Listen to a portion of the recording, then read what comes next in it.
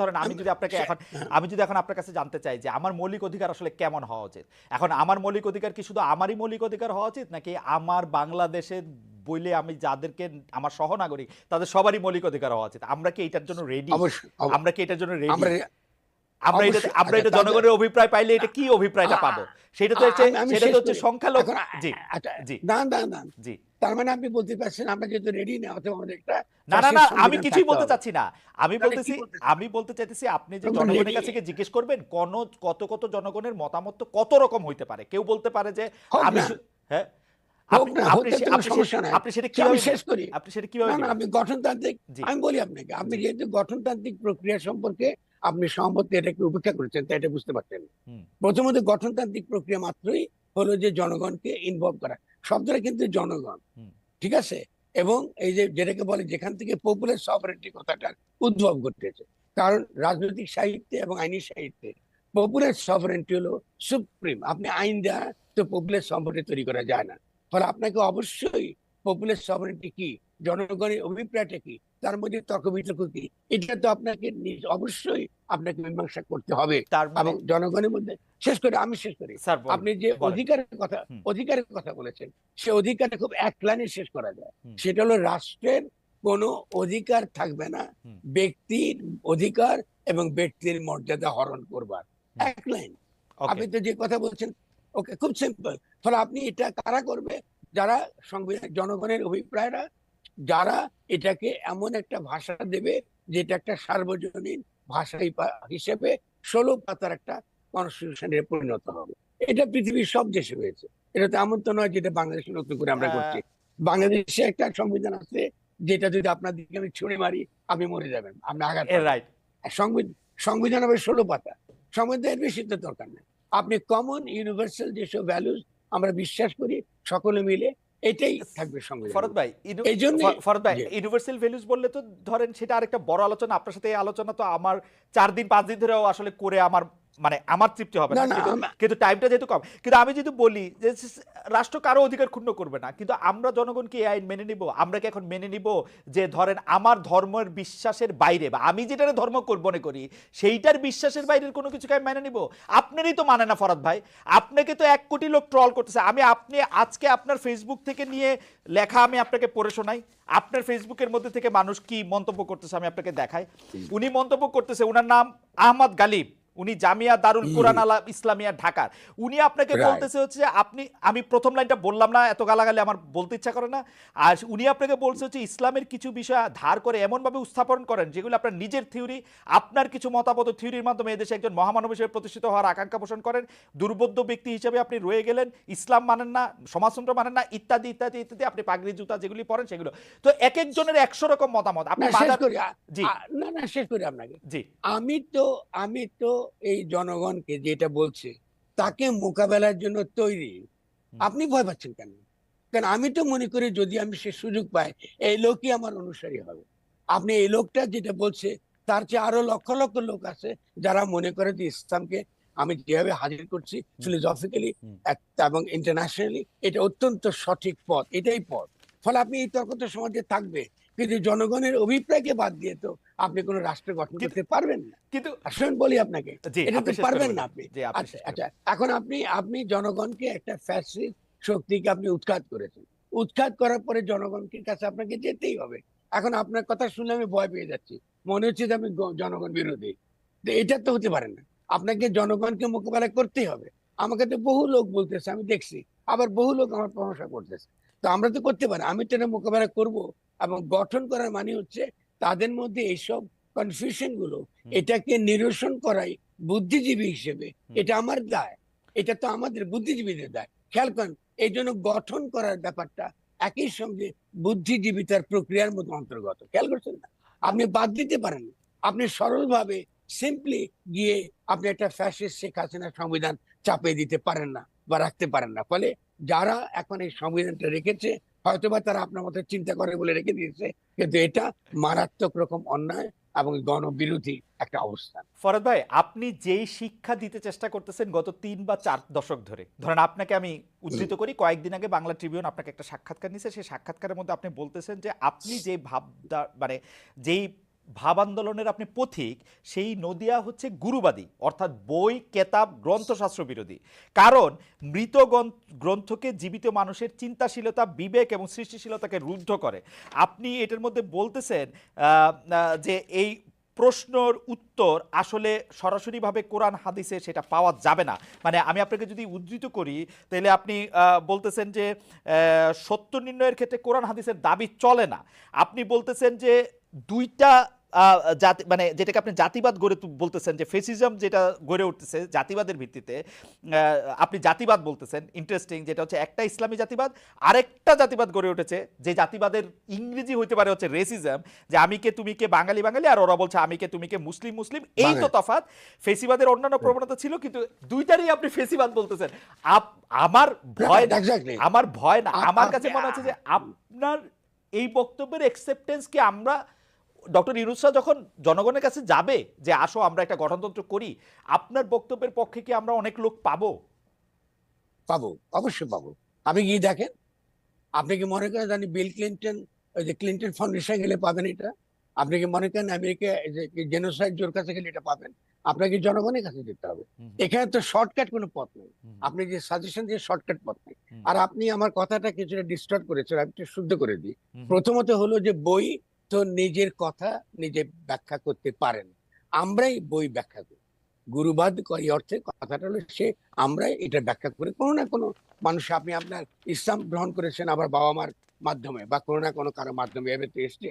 আপনি তো কোরআন শরীফ পড়ে আপনি ডিটেল বিভিন্ন ধর্মের সঙ্গে তুলনা করে তো আপনি মুসলমান হন নাই। তো ফলে স্বভাবতই এই যে গুরুবাদী ধারা বলতে যেটা, এটা সম্পর্কে যে ভুল ধারণা আমাদের সমাজে আছে মারাত্মক ভাবে, তাহলে তো গুরুবাদ যদি বাদ দেন তাহলে রিসার্চের ধারণা তো অর্থহীন হয়ে পড়ে। কারণ কথা হচ্ছে সবসময় জীবন্ত মানুষের মধ্য দিয়ে জ্ঞানের প্রবাহটা চলে।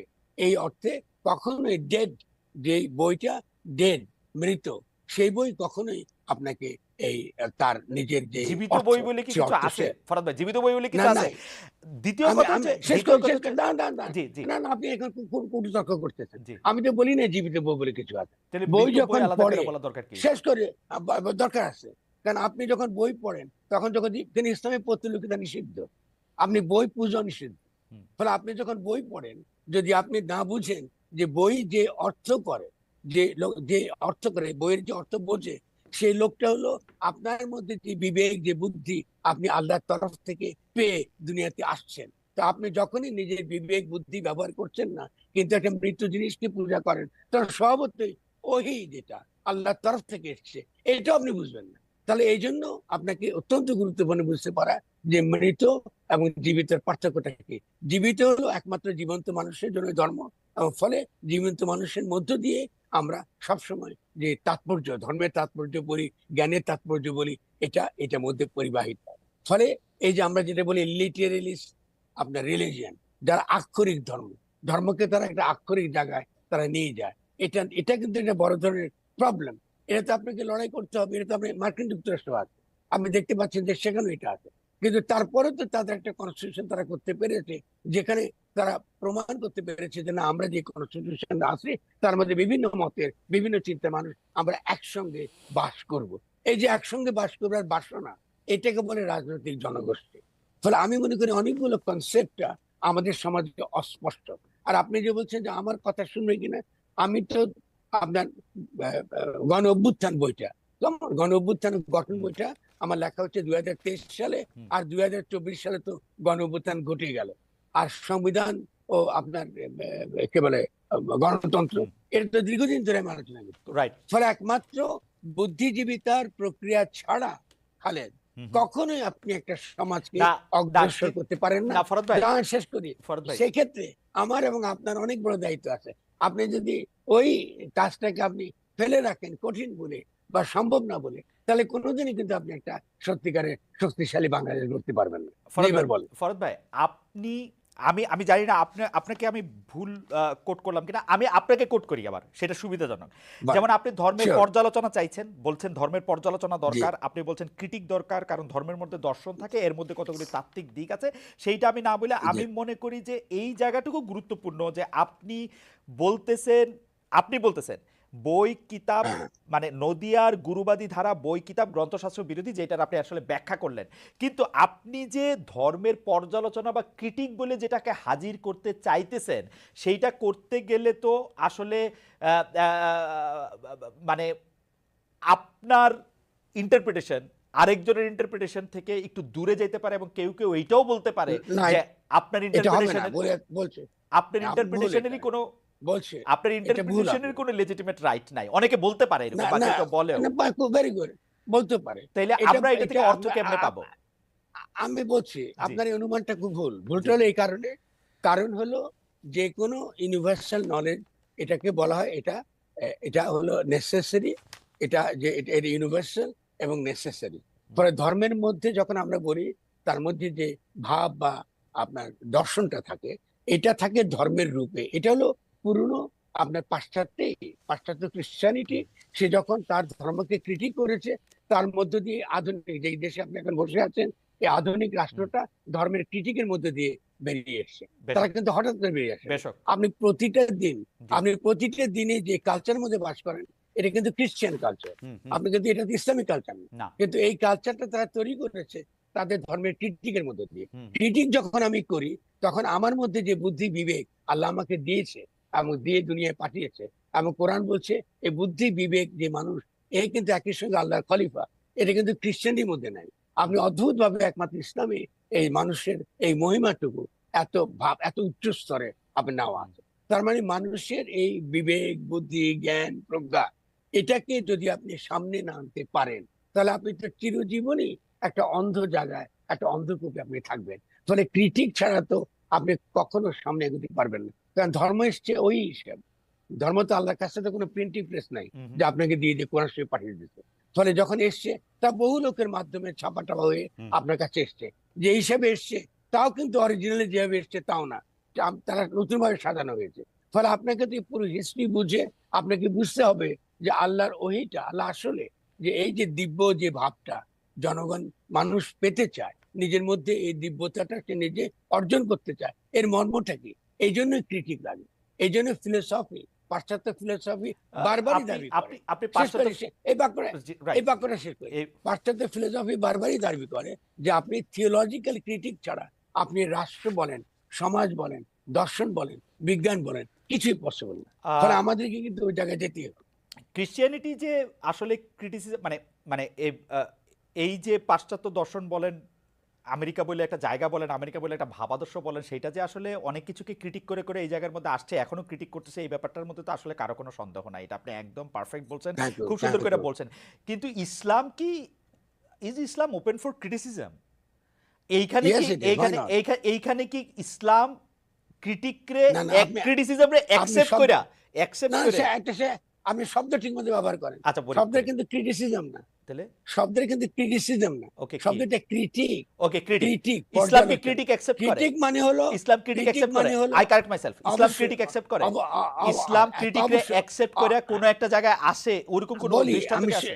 জি বহু লোক জি বহু লোক আছে বহু বই আছে যারা বই না ইসলাম বই নিয়ে না বই আলোচনা না করেন বই না, কি একটা একটা একটা একটা একটা রাষ্ট্র পরিচালিত হইতেছে, একটা ভাব, একটা আচ্ছা একটা সেটা তো একটা ধারা পরিচালিত হইতেছে, ওরকম কোনো কিছু? আচ্ছা, না না সেটা আমি সে প্রশ্নে পড়ে আসি হুম প্রথমে সব কথাটা হলো যে যে সত্য সত্য যেটা ধর্মতত্ত্বের রূপে হাজির থাকে হুম সেই সত্যকে প্রজ্ঞার রূপে বা জ্ঞান রূপে উপলব্ধি করবার পদ্ধতি হলো কৃতিক মানে আপনি ধর্ম আকারে ধর্মতত্ত্ব আকারে বোঝা এক জিনিস আর তাকে প্রজ্ঞার রূপ আকারে বোঝা এক রকম আমি খুব ছোট একটা উদাহরণ দিলে আপনি ভালো বলবেন ইসলামে মানুষ হলো খলিফা আল্লাহর তরফ থেকে খলিফা ঠিক আছে হুম আর অন্যান্য অনেক ধর্মে মানুষ হলো আদি পাপী সে কিন্তু পাপী হুম এই যে কনসেপ্টের তফাৎটা আকাশ পাতাল তফাৎ ফলে আপনি যখনই ক্রিটিক করবেন তাহলে দেখা যাবে যে দার্শনিক দিক থেকে একটা প্রজ্ঞার দিক থেকে না ইসলাম সেটা তো অনেক অগ্রসর না না ক্রিশ্চিয়ানিটি বা